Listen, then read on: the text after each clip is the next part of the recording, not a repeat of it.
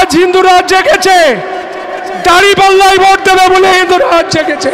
মানুষ মনে করে যে হিন্দুরা জামাত ইসলামে নাই, এবারটা ভোট দিয়ে প্রমাণ করাই দেবে হিন্দুরা জামাত ইসলামে আছে কি নেই। ডুমুরিয়া হিন্দু কমিটির সম্মানিত সভাপতি বাবু কৃষ্ণ নন্দী। তালাবাসী আপনারা কেমন আছেন? আজ এই যুব মহাসমাবেশে মহাসমাবেশ পরিণত হয়েছে। এই তালাবাসী আজ প্রমাণ করাই দেবে যে দাঁড়িপাল্লার ভোট আছে কি না। এখানে আমাদের এমপি ক্যান্ডিডেট অধ্যক্ষ ইজ্জতুল্লাহ সাহেব আছে, তাকে আপনারা সবাই দাঁড়িপাল্লায় ভোট দিয়ে জয়যুক্ত করে আগামীতে সংসদে নিয়ে যাবেন, সেই প্রতিজ্ঞাবদ্ধ করেন। আর আমার নেতা অধ্যাপক মিয়া গোলাম পরর, খুলনা 5 আসনের এমপি, আগামী 31শে অক্টোবর হিন্দু সমাবেশ ডুমুরিয়ায় আপনারা যাবেন, সেই হিন্দু সমাবেশ দেখবেন যে হিন্দু সমাবেশ মহাসমুদ্রে পরিণত হয়েছে। আজ হিন্দুরা জেগেছে, দাঁড়িপাল্লায় ভোট দেবে বলে হিন্দুরা জেগেছে।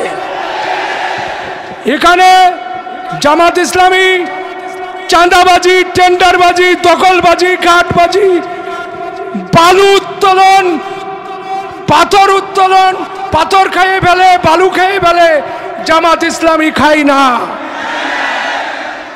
জামাত ইসলামী শান্তির দল, সত্যের দল, সঠিক পথে আছে।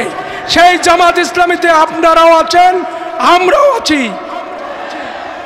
মানুষ মনে করে যে হিন্দুরা জামাত ইসলামে নাই, এবারটা ভোট দিয়ে প্রমাণ করাই দেবে হিন্দুরা জামাত ইসলামে আছে কি নেই। আর আপনারাও এই ইজ্জতুল্লাহ সাহেব, আপনি একটু উঠে দাঁড়ান, সবাই আপনি ইজ্জতুল্লাহ সাহেবকে ভোট দেবেন, সেই প্রতিজ্ঞাবদ্ধ করেন।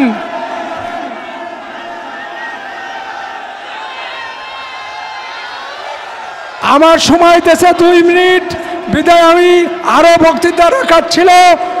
আগামীতে যদি এই জায়গায় আসতে পারি সেই সময় অনেক কথা বলবো। আপনারা সবাই ভালো থাকুন, সুন্দর থাকুন, এই বলে আমি আমার বক্তব্য শেষ করছি। সবাই ধন্যবাদ।